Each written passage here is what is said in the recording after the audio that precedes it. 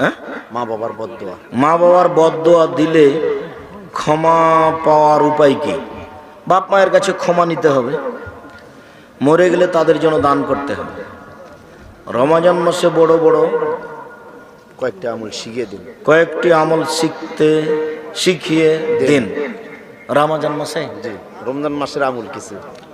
ও রমজান মাসে নফল সালাত যা আছে তারাবি ওটা ঠিক মতন পড়বেন, কোরআন তেলাওয়াত করবেন, তাসবিহ তাহলিল জিকির আজকার করবেন। অভাবের কারণে পরিবারে অশান্তি লেগেই আছে।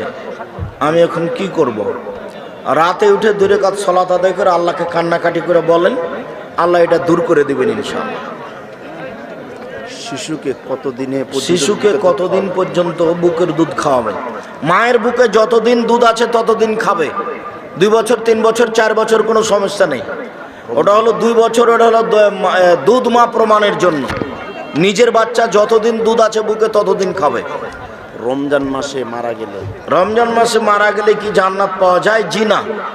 জুমার দিনে মারা গেলে কবরের শাস্তি হবে না বলে রাসূল সাল্লাল্লাহু আলাইহি ওয়াসাল্লাম বলেছে। ফিতরা আদায়ের সঠিক নিয়ম কোনটি? ঈদের মাঠে যাওয়ার আগে দিবেন আর এসে ভাগ করবেন। ঈদের মাঠে যাওয়ার আগে দিবেন। মেয়েদের চুল কাটা বা চুল সাইজ করা যাবে কি? খুব প্রয়োজন মনে করলে মাথার শেষ থেকে কাটতে পারে, সামনে থেকে কাটা হারাম, ছোট করা হারাম। শবে বরাতের সময় মানুষ হালুয়া রুটি খায়, এগুলো নাজায়েজ। সন্তান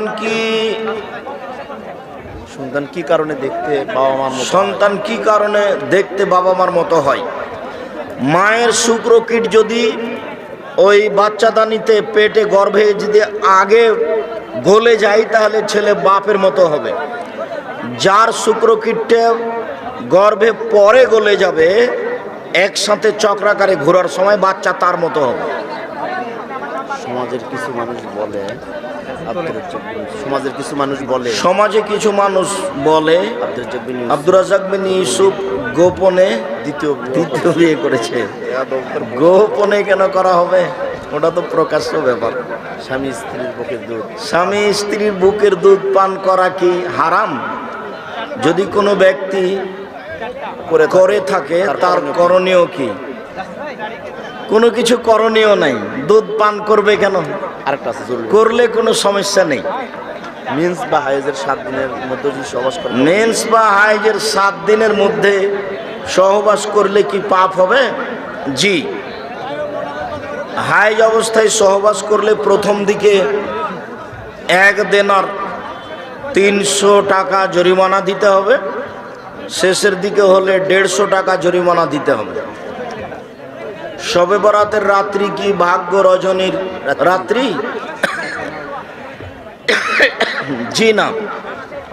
লাইলাতুল কদর হলো ভাগ্য নির্ধারণের রাত্রি। লাইলাতুল কদর